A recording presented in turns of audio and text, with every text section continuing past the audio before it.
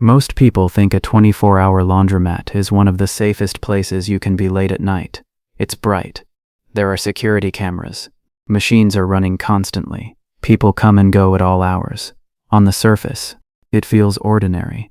But after midnight, those buildings become very different places. The rows of running machines drown out footsteps. Most customers are distracted, staring at their phones while they wait. Employees often work completely alone, and if someone wanted to spend hours inside without drawing attention, very few people would ever question it. The 3 stories you're about to hear all happened inside 24-hour automated laundromats. Each one started as an ordinary trip to wash clothes. Each one ended with a disturbing realization. Someone else had been using those laundromats for reasons that had nothing to do with doing laundry. These are 3 disturbing 24-hour automated laundromat horror stories.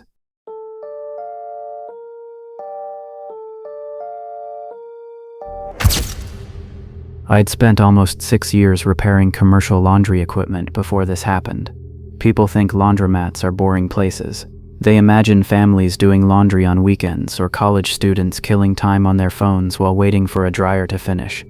They don't think about what happens after midnight. That's when the buildings become almost completely empty. 1 employee, a handful of customers, rows of machines making enough noise to drown out almost anything. Because of that, overnight repair calls were some of my favorite jobs. No customers standing over my shoulder. No managers asking how much longer it would take. Usually it was just me, my toolbox, and a machine that needed fixing. This happened in February of 2023. Around 1:30 in the morning, I got an emergency service request from the owner of a 24-hour automated laundromat about 40 minutes outside the city. The notes on the work order were strange. Dryer #1 repeatedly opening during active cycles.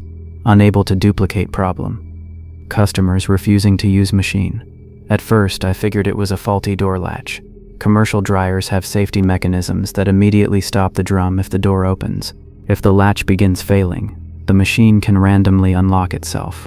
I'd replaced dozens of them over the years. It wasn't anything unusual. When I arrived, the owner was waiting for me outside. He looked exhausted. Before I even introduced myself, he asked, "You're here for dryer 18?" I nodded. He unlocked the front door.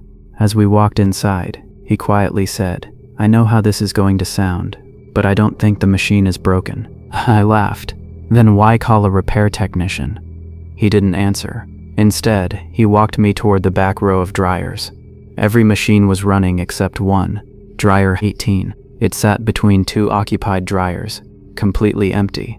A handwritten "Do not use" sign was taped across the door. The owner folded his arms. It started about 3 weeks ago. Customers kept saying somebody was opening the dryer before the cycle finished. I looked at the latch. No damage. No signs of forced entry. He continued. I checked the security cameras. Nobody touched it. That made even less sense. Commercial dryers don't simply unlock themselves. Either someone opens them, or the latch fails. There isn't a third option. I removed the front panel, tested the locking mechanism, checked the control board. Everything passed. Perfectly. The owner watched me work without saying much. Finally he asked, "Would you stay for a while? I'll pay whatever your overtime rate is. I just want someone else to see it." That immediately caught my attention. Owners usually wanted repairs done as fast as possible, not observations. Still, I agreed. Around 2:20 a.m., the laundromat had only 3 customers left. An older woman folding towels, a delivery driver reading on his phone, and a college student moving clothes between washers. The owner walked over to dryer 18, loaded it with a basket of old towels, closed the door, inserted payment using the employee override. The display lit up. 45. The drum started turning. Warm air filled the machine. Everything looked completely normal. The owner and I sat near the folding tables with a clear view of the dryer. 20 minutes passed. Nothing happened. I honestly started thinking the owner had wasted both our time. Then, without warning, I heard the familiar click of a door latch releasing. Dryer 18 slowly swung open. The drum stopped immediately. I looked at the display. 24 minutes remaining. I walked over. Nobody was nearby. The owner hadn't moved. The customers were all at the front of the building. I looked inside. Empty. I blinked, then looked again. Still empty. The towels we'd loaded into the dryer were gone. Not scattered. Not caught inside the drum. Gone. I actually checked behind the machine, thinking somehow they'd fallen out through an access panel. Nothing. The owner quietly asked, "You see why I called now?" Neither of us spoke for several seconds. Finally, I reset the machine, closed the door, ran another diagnostic cycle. No faults, no error codes, nothing. Exactly 5 minutes later, the dryer started by itself. No payment, no employee override, no customer anywhere near it. The display lit up. 32. The drum began turning. I immediately checked the payment history stored in the control panel. No new transaction. According to the computer, the machine should have been completely idle. The owner suddenly grabbed my arm. "Look at camera 6. Above the folding tables was a monitor cycling through every security camera inside the laundromat. Camera 6 covered the back row of dryers, specifically, dryer 18. We stood there watching. Nothing. Then, the screen flickered. Just once. About 3 seconds of static. When the picture returned, dryer 18, closed, running, exactly as if nothing had happened. The owner rewound the recording. Same thing. 3 seconds of interference. Nothing visible. I exported the footage onto my laptop, then advanced it frame by frame. The first frame showed the empty aisle. The next, still empty. Then, for a single frame, a boot. Not attached to anyone I could fully see, just the lower half of a leg stepping out from the narrow employee hallway beside the dryers. Next frame, a hand gripping the dryer handle. Next frame, static. When the image returned, the aisle was empty again. The dryer was running. The towels were gone. I looked toward the hallway. It was only about 3 feet wide, used for plumbing and electrical access. According to the owner, it ended at a locked maintenance door. There was nowhere for someone to disappear. At least, that's what the building plans showed. The police arrived just before sunrise. After reviewing the footage, they requested the original blueprints from the city's building department. That's when they found something no one working there had ever known. During renovations nearly 15 years earlier, a contractor had built a narrow concealed passage behind the entire back row of dryers.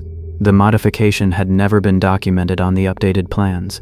The hidden passage continued through the wall, connecting directly to a vacant storefront next door that had been abandoned for years. Officers searched it that afternoon. Whoever had been using it was already gone, but they hadn't left empty-handed. Inside were hundreds of unmatched socks, dozens of clothing labels that had been carefully cut from garments, laundry receipts dating back months, and a spiral notebook. Every page listed the same kind of information: machine number, day of the week, arrival time, departure time, regular customers, their routines. The final page wasn't finished. It contained only one sentence: people never notice who's standing behind the dryers. I work as a software engineer, so I usually keep odd hours. Most weeks I don't leave the office until after midnight, which means I'm doing things like grocery shopping, getting gas, or doing laundry long after everyone else has gone home. About a year ago, a fully automated laundromat opened less than 10 minutes from my apartment. It was advertised as the future of laundry. You scanned a QR code when you arrived. The machines automatically assigned themselves to you. When your clothes were finished washing and drying, a robotic conveyor system transferred them into secure pickup lockers. Your phone would notify you which locker to open. There was barely any staff involved. Everything was controlled by software. As someone who works in tech, I thought it was pretty impressive. For the first few months, I never had a single problem. This happened on a Tuesday night in November of 2023. I got there a little after 1 a.m. There were only 3 other customers inside: an older woman reading a magazine, a delivery driver waiting for 2 dryers, and a guy wearing headphones who looked like he'd just gotten off work. I loaded my clothes into one of the washers, scanned my phone, and left to grab coffee from the convenience store across the street. About an hour later, my phone vibrated. All laundry complete. Locker 18 ready for pickup. I walked back inside, entered my pickup code, and waited for locker 18 to unlock. The door clicked open. I immediately knew something was wrong. Those weren't my clothes. Inside was a basket filled with children's clothing, tiny jackets, school uniforms, a pair of pink rain boots sitting on top. I closed the locker and walked over to the employee working behind the service counter. He looked confused when I explained what happened. He pulled up my account on the computer. According to the system, locker 18 had never been assigned to me. My completed laundry was sitting inside locker 31. We both walked over. He entered his employee code. The locker unlocked. It was empty, not partially empty, completely empty. The employee frowned. "That's impossible." He called the manager while I stood there trying to understand what had happened. The manager remotely checked the robotic transfer logs. Everything looked perfect. According to the computer, the conveyor had picked up my basket from the dryer, transported it across the ceiling rails, and placed it into locker 31. No errors, no interruptions, no mechanical faults. The employee looked at me. "Let's check the cameras." The laundromat had cameras covering every locker. He pulled up the recording. At first, everything looked exactly like the computer described. The robotic arm carried my basket, placed it inside locker 31. The locker door closed. 5 minutes passed. Then someone walked into frame. A man wearing a dark blue employee uniform. He swiped what looked like a master access card. Locker 31 opened. He removed my basket, closed the locker, then calmly walked through an employee-only door behind the lockers. The employee beside me suddenly went pale. I asked him what was wrong. He pointed at the screen. "That isn't one of our uniforms." I looked again. He was right. It looked similar, but the company logo was different. Something about it had been stitched over. The manager immediately called police. By the time officers arrived, they had already checked every employee working that night. Nobody was missing. Nobody had left the building, and nobody recognized the man on the video. The police searched every room behind the locker area. Nothing. No hidden exits. No signs of forced entry. Just a single steel service door leading into a maintenance hallway. The hallway connected to the rear loading area. Security footage showed nobody leaving through it. At least, nobody wearing that uniform. Detectives took the master key logs from the computer. Every authorized keycard was accounted for. Yet the locker had clearly been opened with one. Over the next several weeks, investigators uncovered something much bigger. Similar thefts had been reported at 4 different automated laundromats across the county, always on Tuesday nights, always between midnight and 3 in the morning, always involving customers who had come alone. What made the case especially strange was that nothing valuable had been taken, not once. Wallets left inside jacket pockets remained untouched. Cash stayed where it was. Expensive watches accidentally left in laundry baskets were never removed. Only the clothes disappeared. 3 months later, police searched an abandoned warehouse after receiving an anonymous tip. Inside, they found dozens of plastic storage bins. Each contained one customer's laundry. Every basket had a handwritten date attached. Some were weeks old. Some were nearly a year old. Nothing had been sold. Nothing had been damaged. It had all been carefully organized, almost like someone had been collecting it. Investigators also recovered a notebook. Every page listed the same information: day of the week, time of arrival, vehicle description, whether the customer arrived alone. Near the back was one page that detectives showed me after asking if I recognized anything.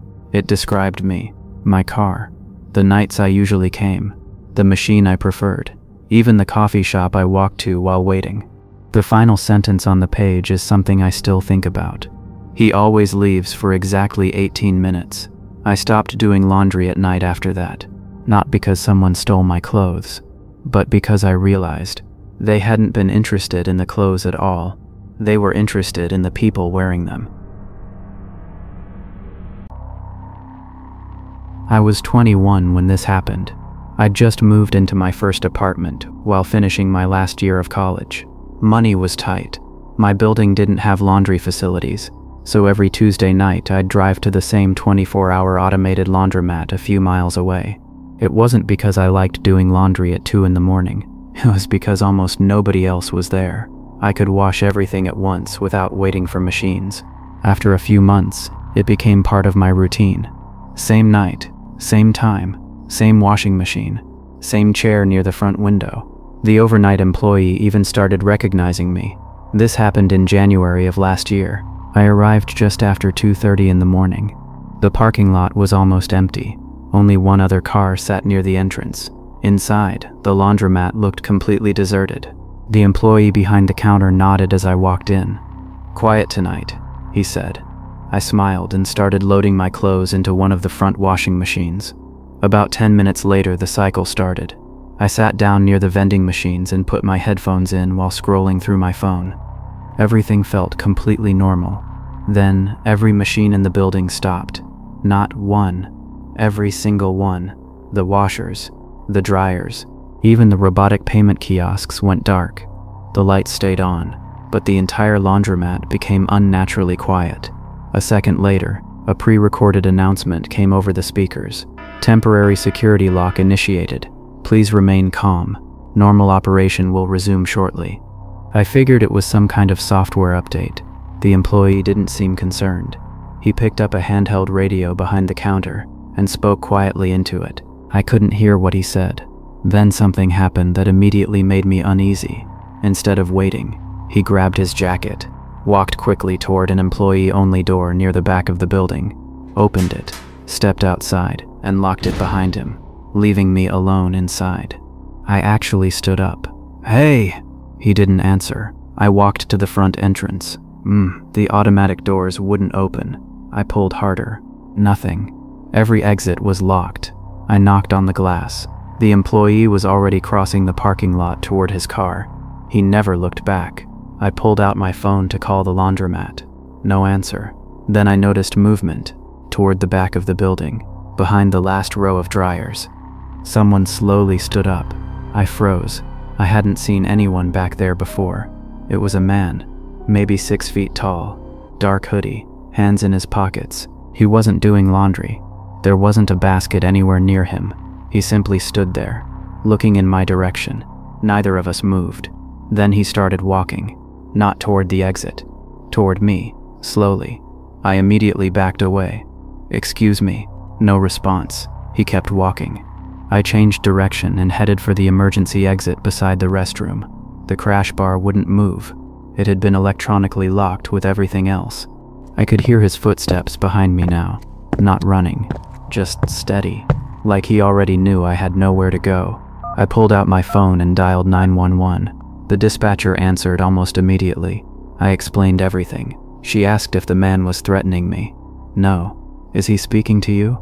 "No." "What is he doing?" I looked over my shoulder. "He just keeps following me." She told me officers were already on the way. I asked how long. 7 to 8 minutes. It felt impossible. The man stopped near the folding tables, still watching me, never saying a word. I stayed on the opposite side of the laundromat with the dispatcher on speaker. Every few seconds I glanced at the security cameras mounted on the ceiling. Then I realized something. None of them were moving anymore. Normally they slowly rotated back and forth. Now, every one of them was pointed toward the floor, completely still.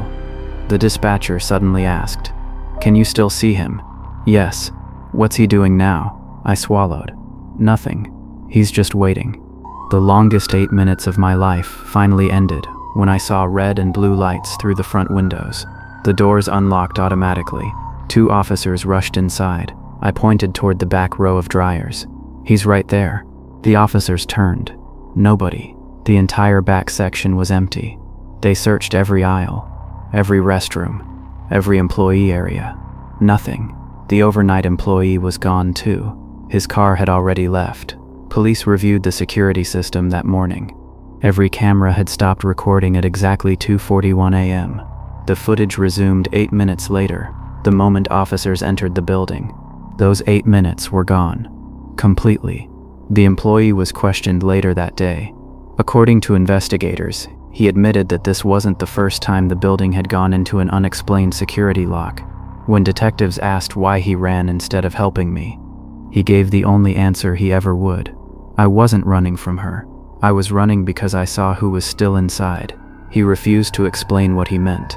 He quit the next morning. The laundromat changed ownership 3 months later.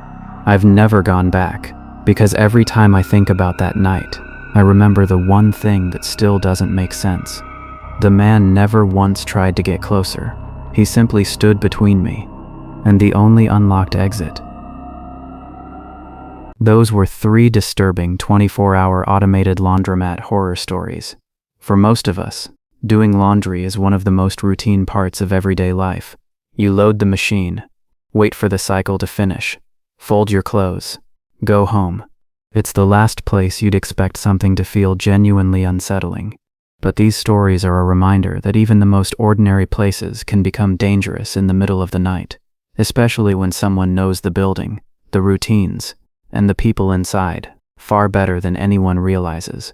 If you enjoyed tonight's stories, let me know in the comments which one disturbed you the most, and if you've ever experienced something strange while visiting a laundromat late at night, I'd love to read your story.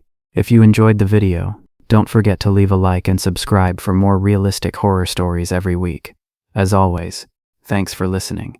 Stay aware, stay safe, and if you ever find yourself alone in a 24-hour laundromat, you might want to look around one more time before the machines drown everything else out.